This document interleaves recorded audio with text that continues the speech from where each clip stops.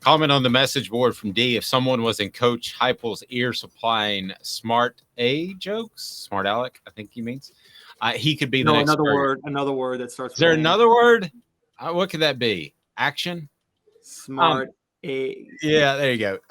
No, I agree. I think the comparisons between Steve Spurrier and Josh Heupel are very apt.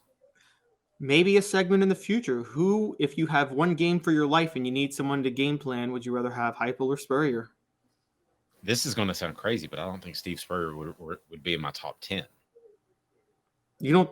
What was he not much of a game planner? Was he just a great play caller in the game? I don't think he was. I don't think he adjusted. I disagree. People say that he definitely adjusted at South Carolina.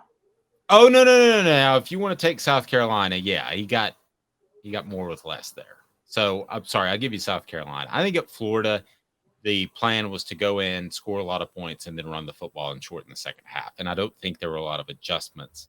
If the passing game wasn't going well, I would go back to that 2001 Tennessee game. If the passing game wasn't going well, Florida was just up the creek. I mean, they didn't have an answer for that. And you watched that game as well. Tennessee's playing that prowler package, and they got guys standing up. Run the football. For goodness sake, if you run the football, you win that game fairly easily. Well, I'm going to be fair to Spurrier, though, in that. Let's not forget that 2001 game. Ernest Graham was hurt because of a dirty hit by Florida State the week before. Twisted his ankle. Yeah, I remember that. And Tennessee had by far the best rush defense, maybe in the history of college football that year. And so you don't have your starting running back, and you got to run against John Henderson and Albert Haynesworth in the middle. Okay, I agree with you the lead up, but that again speaks to my point of I don't think Spurrier adjusted a lot. So when you realize that they're not taking advantage of that great run defense and they're playing guys standing up and they're hitting gaps and they're running this prowler package, why don't you adjust during the game? That would be my argument. Why don't you adjust at halftime and say, boys, we're going to line it up and run the football? That's true. That game was there for the having. I'm sorry to interrupt. No, that's fine. I could see Spurrier some criticism of an in-game adjustment issue. I think that there are some adjustments I've seen him make in the past. I think the biggest adjustment you ever saw Spurrier make was, remember when Florida lost to Florida State in the regular season, 20-17. It was like down 20-3. It was the year they won the national title, and then they beat Florida State 52-20 in the national title. And the big thing with that was Spurrier knew that Florida State was doing kind of similar to what Tennessee did in 2001, which was just all-out blitzes nonstop. So Spurrier just put Warfel in shotgun the next game, and that changed everything. Well, and Spurrier didn't adjust in the NFL either. Got Patrick Ramsey killed by running 5 wide and forever altered his career, if not ruined it. So not to get too sidetracked, there are things we want to get to as far as who is the next Nick Saban or Steve Spurrier for that matter. But along those lines, I mean, who would you have as a game manager that you have seen with your own eyeballs in Caleb's early 30s? Game planner? Yeah. What did I say? I'm sorry. Game manager. That's Well, no, in specific, game manager. Yeah, no, I want to talk game manager for a second. So in-game adjustments. Oh, the best in-game adjustments. Yeah, who would you? To me, that's a manager. Maybe we're, using different terms. I mean, Steve Spurrier just doesn't wow me in that.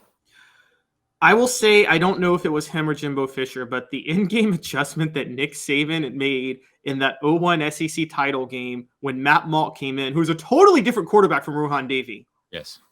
I mean, that's one of the greatest adjustments I think I've ever seen in the middle of a game. And I don't even consider Nick Saban. The problem is I don't consider Nick Saban the best game planner from an X's and O's perspective. Like, I've heard you interview John Adams in the past, and John Adams even talked about how a guy like Dan Mullen is a guy you're scared about because he's a great game planner. Not a good recruiter, but good Lord, can he put together a game plan? And I think you bring up a really good point in that 2001 Saban game, because that's not a game that they should have won because of the injuries at quarterback and running back. So I give him a lot of credit for managing that. The other thing about Nick Saban, there were times before Lane Kiffin when he ran straight up power football that he would paint himself in a corner at times in the second half, and a 14, 17-point lead could turn into an 8, 9, 10-point lead. And I thought he was too conservative. Here's the thing, though, when we talk about game managers. He's able to battle himself out at any point because he has the better Jimmys and Joes, right? Absolutely. That's all. As a matter of fact, I would argue those 3 national titles in 4 years, there was an argument he held Alabama back because you remember this, Jim McElwain was the offensive coordinator of Alabama those years, and Jim McElwain is a horrible offensive coordinator. He is terrible. Very, very base. Very base. And Shark. yeah. But I think Nick Saban's philosophy was he knew how loaded his defenses were. And his whole thing was, I know my defense is going to win the game. I could win the game 45-0, but why risk it? But it did, like that LSU game in 2011, not the national title game, the rematch, but the regular season 9-6 game that we thought had eliminated Alabama. That was poor coaching on Saban's part, that game. Yeah, and at the end of the day, it's mostly the Jimmies and Joes, right? I mean, there can be play calls at the end of the game that can adjust things. But I'll tell you what, I would give a lot of credit to Nick Saban also for making the change at quarterback, which he did in the championship game. You have to give him credit for that. Yes. Kirby Smart, the adjustments that he's made. Now, this isn't purely in game, but I think he's done some things with Stetson Bennett that were very impressive. As far as a pure football coach, in my lifetime, I've got Spurrier third in the SEC. So what we're saying, and this is the crazy thing. I know. I feel like we're about to say something stupid. No, it's not. It's we think that when you think of an X's and O's coach traditionally, you think of an offensive guy. You know what I mean? Josh Heupel, Steve Spurrier.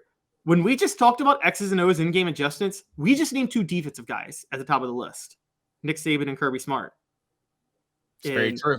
As you and I know, that was John Chavis's biggest weakness. John Chavis actually was a great game planner. I think very few coaches put together a better game plan than John Chavis. But if you mixed it up on him at all in the game, he was a deer in headlights at that point. No, I agree with that.